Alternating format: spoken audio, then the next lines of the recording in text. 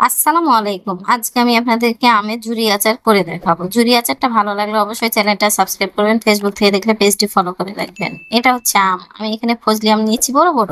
৩ KG আম নিয়েছি। আমটাকে প্রথমে ধুয়ে পরিষ্কার করে নিলাম। কারণ কাটার পরে আমটাকে আর ধোয়া যাবে না। তারপরে একটা ছিলনি দিয়ে এভাবে আমটাকে ছিলে নিচ্ছি।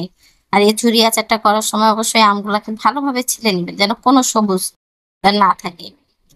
আমটাকে ভালোভাবে ছিলে নিতে হবে। আর অবশ্যই ঝুরি আচারটা কচি আম দিয়ে করতে হবে। আমি কিন্তু আজকে ফজলি আম দিয়ে করছি। এই আমটা আঁশযুক্ত আম দিয়ে করলে এতটা ভালো হয় না।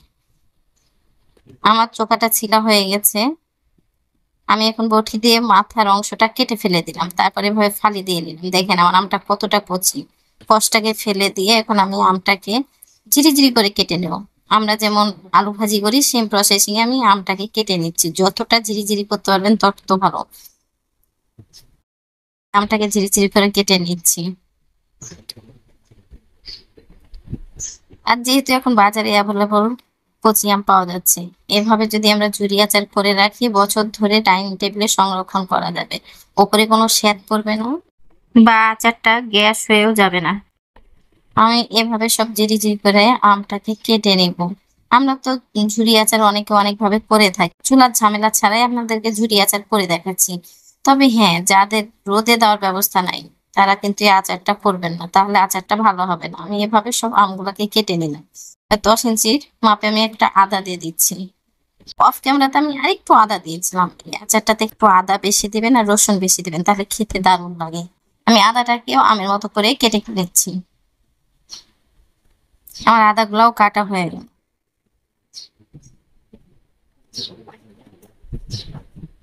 আমের আচারটা ভালো লাগলে লাইক, কমেন্ট, শেয়ার করে চ্যানেলটা সাবস্ক্রাইব করে পাশের বেল আইকনটি প্রেস করে রাখবেন। তাহলে নতুন রান্না আপলোড করার সাথে সাথে নোটিফিকেশন চলে যাবে। আমি দিয়ে দিচ্ছি লবণ ২ চামচ। বড় চামচের ২ চামচ দিলাম। চিনি দিলাম ১ কাপ। মরিচের গুঁড়া দিলাম ১ চামচের একটু কম। আমি কিন্তু বড় চামচ দিয়ে ১ চামচের একটু কম দিয়েছি। হলুদ দিলাম ১/২ চামচ। যে যেমন ঝাল খাবেন সে সেভাবে দিয়ে নিবেন। ভাজা জিরার গুঁড়া দিলাম ১/২ চামচের একটু কম। ৫ ফোড়ন দিলাম ১/২ চামচের একটু বেশি। যেহেতু আমি তেলে ফেলার সময় আবার দিব। ভিনেগার দিলাম ২ চা চামচ। তবে ভিনেগারটা একটু বেশি লাগতো। আর সরিষার তেল অবশ্যই একটু বেশি দিবেন। আমি এখানে সরিষার তেল দিলাম ১/২ কাপ। ৬টা শুকনা মরিচ গোটা করে। আর এখানে ২৫০ গ্রাম আমি রসুন ছিলে নিয়েছি। তারপরে এখন গুলাকে মশলার সাথে ভালোভাবে মাখিয়ে নিতে হবে। আর এই আমটাকে মাখার সাথে সাথে রোদে দিয়ে দেবেন। আমি একটু কাজের জন্য মেখে রেখে দিয়েছিলাম তাই দেখেন কত পানি বের হয়েছে। এরকম টিনের থালাতে দিয়ে নেবেন। টিনের থালাতে দিলে কি হয় দ্রুত পানিগুলা শুকিয়ে যায়। আমার কাছে মনে হচ্ছে একটু বেশি হচ্ছে একটা থালাতে। প্লেটে ঢেলে নেওয়ার পর ওপরে চিলি ফ্লেক্স দিয়ে দিলাম। আমি এখন এ থালাতে ট্রান্সফার করে নিচ্ছি। ২টা থালাতে দিলে কি হয় যে আপনার ১ দিন থেকে ২ দিনেই শুকিয়ে যাবে। এই পানিটা শুকিয়ে যে আচারটা এতটা সুন্দর হয় যে একেবারে আঠালো হয়ে যায়। খেতে কিন্তু দারুণ লাগে। যেহেতু ফজলি আম এজন্যই আমি চিনি দিয়েছি ১ কাপ। আপনারা যদি অন্য আম দিয়ে করতে চান তাহলে অবশ্যই চিনির পরিমাণটা বাড়িয়ে দিবেন।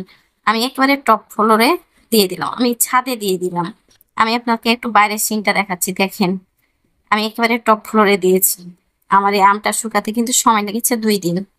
আমি ২ দিন পর আপনাকে নেটটা সরিয়ে দেখেছি। আর অবশ্যই আমটা শুকাতে দেওয়ার সময় আপনি উপরে নেট দিয়ে বেঁধে দিবেন। তাহলে পাখিতেও নষ্ট করবে না, ময়লাও করবে না। দেখেন আমার আমের কালারটা কতটা সুন্দর এসেছে আর কতটা আঠালো হয়েছে।